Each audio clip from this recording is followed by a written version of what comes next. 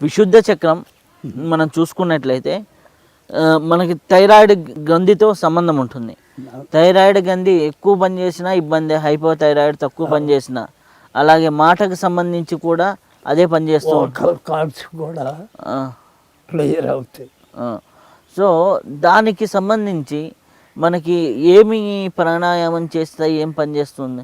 గ్రంథి విభేదన ప్రాణాయామం, దాని పేరే గ్రంథి విభేదన ప్రాణాయామం.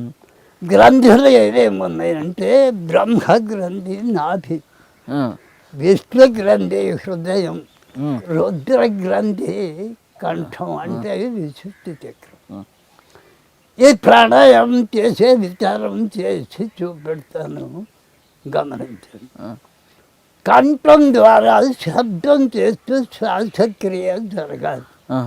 ఫస్ట్ లాంగ్ బ్రీతింగ్ చేయాలి. లాంగ్ బ్రీతింగ్ అంటే బొడ్డు వరకు శ్వాస తీసుకోవాలి, అక్కడి నుంచే బయటికి విడిచిపెట్టాలి. అది బ్రహ్మ గ్రంథి వివేచన అంటారు.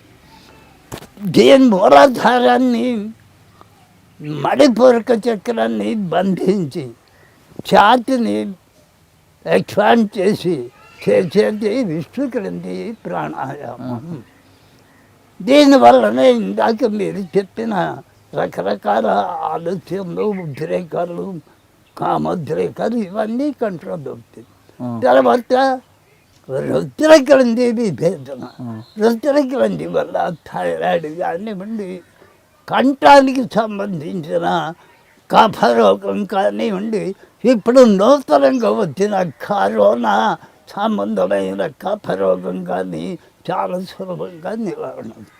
అది ఎలా చేయాలి ఒకసారి చెప్తారా? చూపిస్తాను.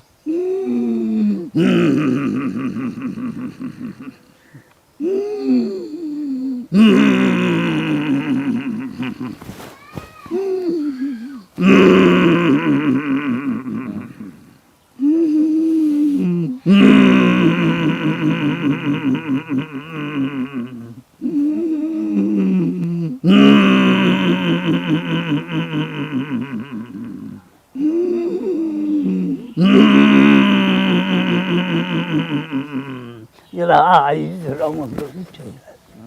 5 రౌండ్లు ఎందుకు చేయాలంటే పంచభూతాలు 5 కదా.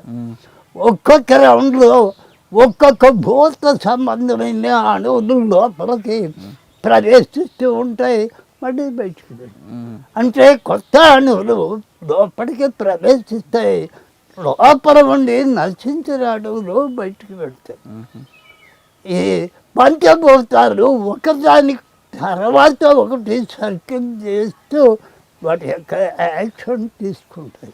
అంటే నాభిని లోపలికి లాగుతూ గొంతుతో సౌండ్ చేస్తూ లాంగ్ బ్రీతింగ్ చేయాలి. అయితే బ్రహ్మ గ్రంథి విభేదన అవుతుంది. మూలాధారం అనాహతం మణిపూరకం ఈ 3 క్రియలు అవుతాయి. తర్వాత అనాహతం, అనాహతాన్ని ఛాతిని ఈ పొట్టని బిగించి ఛాతి ఎక్స్పాండ్ అయ్యేట్టుగా ఊపిరితిత్తుల వరకే శ్వాస తీసుకోవాలి. ఇప్పుడు బొడ్డు దాకా శ్వాస వెళ్ళకూడదు. ఇది మిడిల్ బ్రీతింగ్గా ఉంటుంది. చేసి చూపెడతాను.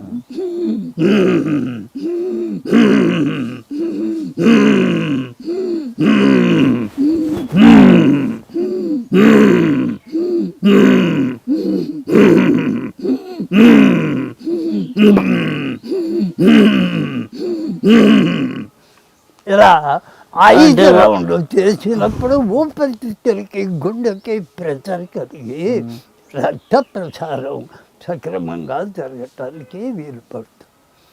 అదే రుద్రగంధి షార్ట్ బ్రీతింగ్. ఈ బ్రీతింగ్లో గాఢత అరిచిన సౌండ్ వస్తుంది, అదే కరెక్ట్ భంగి. చేస్తూ పెడతాను.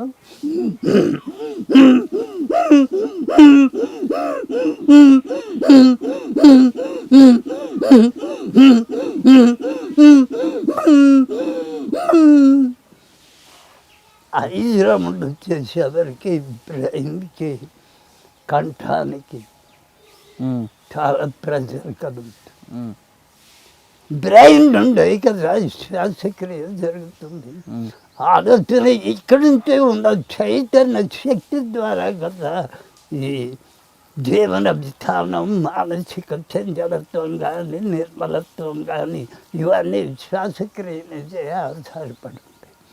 వీటి తర్వాత కపాలభాతి ప్రాణాయామం.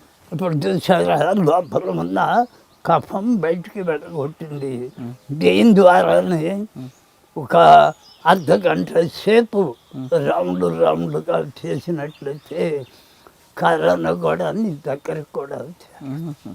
ఒకవేళ అటాక్ అయినా ఈ కఫం కానీ శ్వాసక్రియ వల్ల ఇబ్బంది పడుతున్న వాడు కానీ ఈ గ్రంథి విభేదన ప్రాణాయామం చేసినట్లయితే క్లీన్.